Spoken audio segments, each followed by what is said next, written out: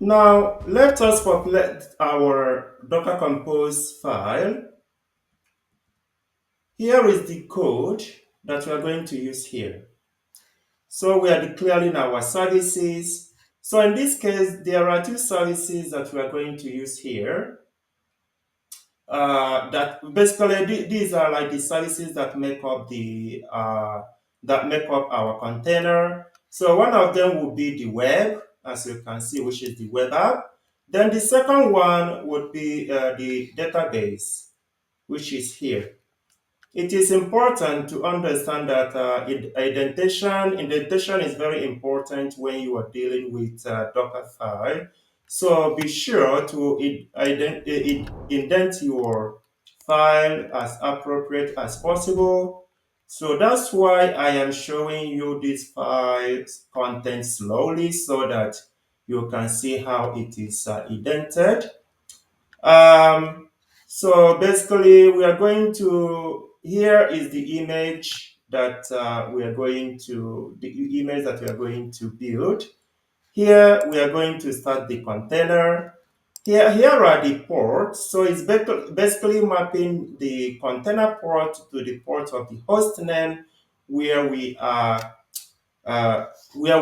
developing our app so that we will be able to access our container, our application on our host because the application will be running inside of the container. So in order for us to access the application running in the container on the host machine, you need to map the port numbers. So that's basically what we did here. Here, we are creating this volume in, you remember the volume we created in when we populated our Docker file. So if you remember, we called it app. So this depends on database on DB, which is another service that we have here on line 20. So to make sure that DB also starts. So both of them, both the web app is going to wait for the DB to start. So we are declaring our environment variables for our application. Now we have our Postgres image version 15 here. So shortly, I'm going to show you where we got this from. Also, if you remember when we declared our Docker file, we also declare this image, Python image here. I'm going to also show you where both of these images come from. So after that, we have our environment variables. So these are basically related to the Postgres database. So as you can see, we have both the database name, the username, and the password. So we are creating this volume to kind of persist our database data inside of inside of the Docker volume so that it does not stop when the data is not lost when our application stops, right? Also, so that when we update our application on the host name, it will be able to update also the application that we are developing.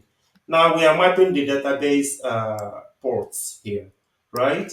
So this is the content of the Docker file. Let me go on and save it and be sure that you, like I said, indent the this very content of the Docker file appropriately. Otherwise, you're going to get error message. Now, I'm going to take you and show you where I got this image, Postgres image, and Docker file on and this Python image.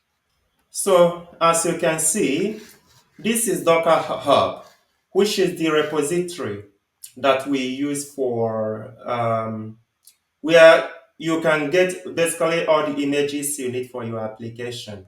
So as you can see, this is Python. The package that we used is let me check again. So Python we use package 3.11 Slim. Here we have Python, let's say 3.11,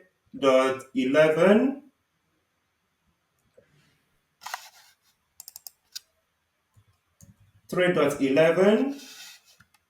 So this is where we got our, this is what I'm using. So as you can see, we are using this package 3.11 Slim, which is exactly what we've got here.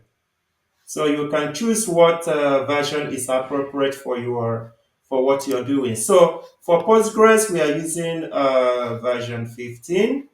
So let me show you for Postgres. Let's see.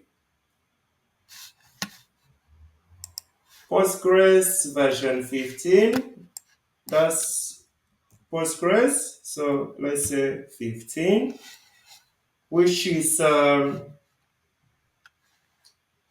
that. So we are using Postgres version 15, as you can see. So that's what we are using as our database. So also you can get more information about this when you just scroll down there. As you can see, um, all the information you need is actually mentioned here. So because I want this tutorial to be quite short, so we won't go through each and everything that is here, but you can read more of it when you come to this repository.